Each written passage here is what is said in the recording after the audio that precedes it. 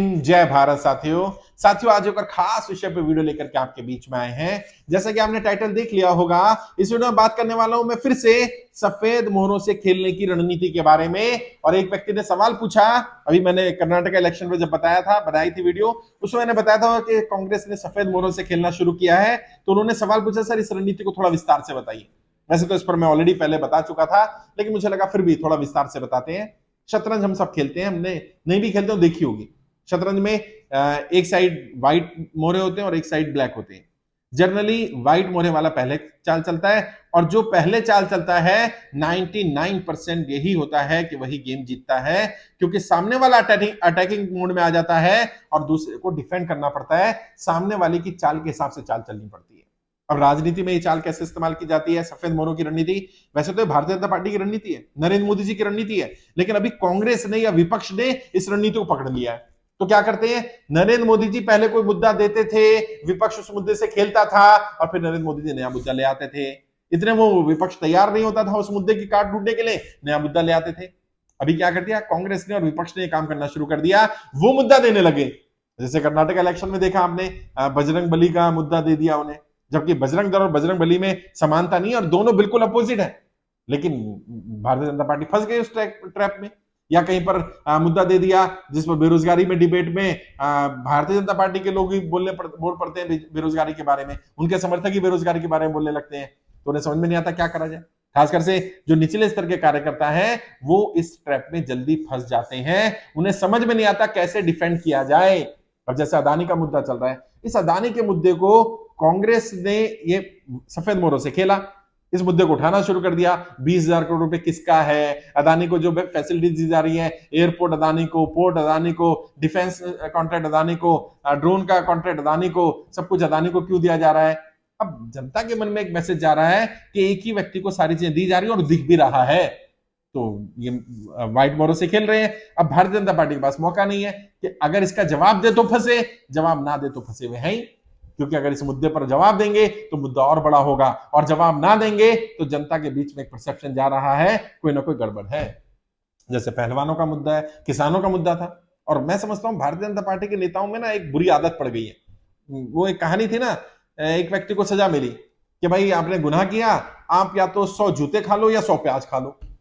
अब उस व्यक्ति ने कहा यार प्याज खाना तो दिक्कत वाला काम हो जाएगा, 100 जूते ही खा लेता हूं, प्याज खाएंगे तो दिक्कत रहेगी, इतनी प्याज कैसे खा पाऊंगा।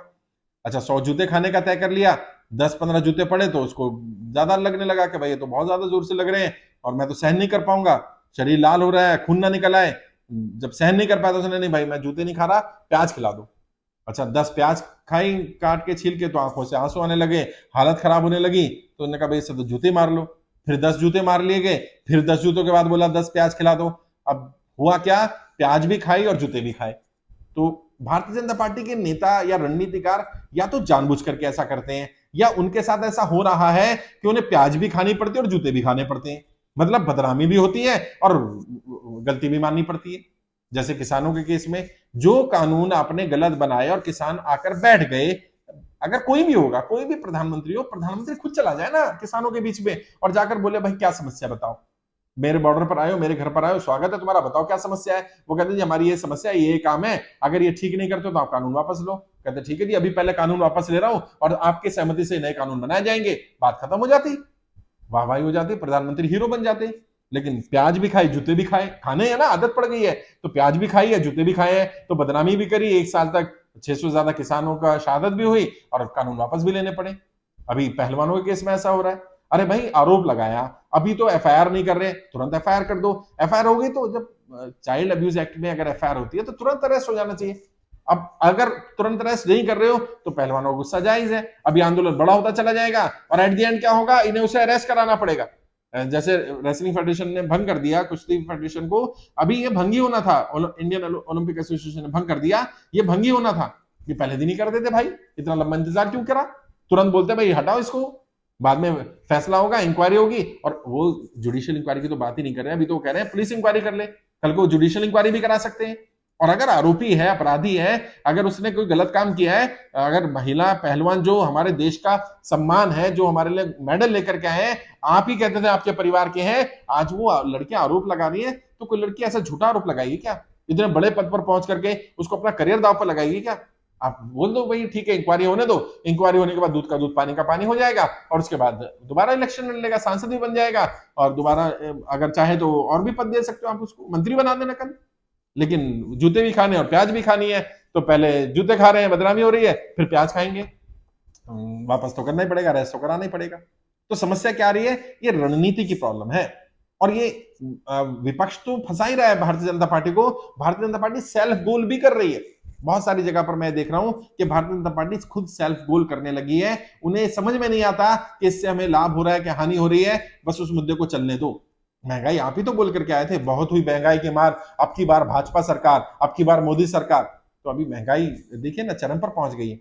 आपके जो दफ्तर में काम करने वाले लोग हैं उनसे पूछ लीजिए, किसी कहीं जाने की जरूरत नहीं है। जो प्रधानमंत्री कार्यालय में लोग नौकरी कर रहे हैं, खासकर से ग्रुप सी और ग्रुप डी के स्टाफ है, उनसे पूछिए कि भैया घर का राशन कैसे चल रहा है, दिक्कत तो नहीं आ रही है, परेशानी तो नहीं, वो बता देंगे आपको। जितनी सैलरी उससे कई गुना ज्यादा खर्चा है। ज्यादातर लोग कर्जे की दलदल में, ज्यादातर लोग कर्जे के कारण परेशान है। लेकिन समस्या क्या है? बस अपनी धुन में मस्त रहना, सोचते रहना कि नहीं जनता हमें वोट दे देगी, हम ध्रुवीकरण कर देंगे, हम ये कर देंगे, हम वो कर देंगे। और उससे नुकसान क्या हो रहा है? नुकसान ये हो रहा है कि ध्रुवीकरण करने की कोशिश करने के बाद भी जनता ध्रुवीकरण को स्वीकार नहीं कर रही। क्योंकि ये तो हो गया, जब सफेद मोहरों से कोई खेलने लगता है, मैंने कहा ना, आपका विरोधी अगर सफेद मोहरों से खेलने लगता है, वो जनता के मुद्दे उठाने लगता है, आपके लिए मुश्किल होने वाली है। और इसका इलाज क्या होता है? अगर बीमारी है तो इलाज भी है। अगर सामने वाला सफेद मोहरों से खेल रहा है तो बेहतर यह होगा कि आप उसके मुद्दों या उसकी जो मुद्दों के आधार पर राजनीति है, उन मुद्दों को समाप्त किया जाए। यानी वो सफेद मोहरों से खेल रहा है महंगाई के बारे में, आप महंगाई का हल कर दो, महंगाई को कम कर दो। आप गैस सिलेंडर को कम कर सकते हो, आप सब्सिडी फिर से शुरू कर सकते हो, आप पेट्रोल डीजल के दाम कम कर सकते हो। और देश पर बढ़ने वाला जो कर्ज है वो भी बढ़ा दिया आपने, डबल से ज्यादा कर दिया ना आपने हर नागरिक पर कर्ज। कर्ज भी बढ़ रहा है, महंगाई भी बढ़ रही है और रोजगार भी नहीं है, व्यापारी भी परेशान हो रहे हैं, कर्जा भी बढ़ रहा है। तो एक्चुअल में आपकी नीतियां किसके लिए भाई? एक एक आदमी तो 600वें नंबर से लेकर के दूसरे नंबर का दुनिया का सबसे अमीर आदमी बन गया, बाकी सबका क्या? अदानी के मुद्दे पर आपसे सवाल पूछा जा रहा था, तुरंत आप अदानी से अपने आप को हटा देते और तुरंत कहते कि इंक्वायरी कराएंगे हम। और गलत है ये पैसा अगर मॉरिशस से आया या गलत रूट से आया या शेल कंपनियों से आया, तुरंत इस पर इंक्वायरी होगी और अदानी के ऊपर सजा होगी, अदानी के ऊपर केस होगा। एसबीआई का पैसा भी अदानी को लगा दो, एलआईसी का पैसा भी अदानी को लगा दो। अच्छा ये इन्वेस्ट भी करें, लोन भी दे दें, उसके शेयर भी खरीदें, भाई ये तो गलत बात है ना। और फिर लोन को अंडरराइट कर दिया जाए। 12,770 करोड़ का लोन अंडरराइट कर दिया गया, एसबीआई ने अंडरराइट किया, अदानी का अंडरराइट किया। क्या बिना मोदी जी के, बिना भाजपा के कहने पर कर दिया? ऑब्वियस सी बात है, कहा ही होगा। और नहीं भी कहा होगा तो इतना तो अंडरस्टैंडिंग चलती है। और आम जनता का 1 करोड़ 2 करोड़ 5 करोड़ 10 करोड़ का लोन है, उस पर आप बात नहीं कर रहे हैं। तो जनता के मुद्दे, अगर कोई सफेद मोहरों से खेल रहा हो, उसकी राजनीति समाप्त करनी तो सबसे बढ़िया तरीका होता है मुद्दा समाप्त करो। मुद्दे के आधार पर राजनीति करने वालों की राजनीति समाप्त हो जाती है अगर मुद्दा समाप्त कर दिया जाए। और सफेद मोहरों से अगर कोई खेल रहा है, उसके जाल में अगर आप फंस गए तो वो आपको खिलाता रहेगा, जैसे 8 साल तक नरेंद्र मोदी जी खिलाते रहे और विपक्ष खेलता रहा। अब पिछले 1 साल से विपक्ष खिला रहा है और नरेंद्र मोदी खेल रहे हैं। विपक्ष मुद्दा उठाता है, उछालता है और नरेंद्र मोदी जी उस मुद्दे को लपक लेते हैं और फिर उसमें फंस जाते हैं। और परसेप्शन, राजनीति में परसेप्शन बहुत मायने रखता है।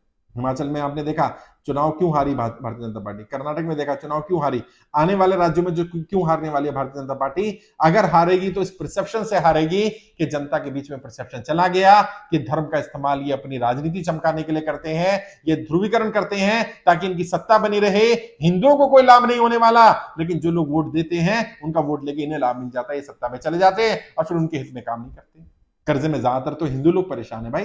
देश की आबादी में 80% हिंदू हैं, तो ऑब्वियस सी बात है कर्जे में भी तो 80% हिंदू होंगे ना।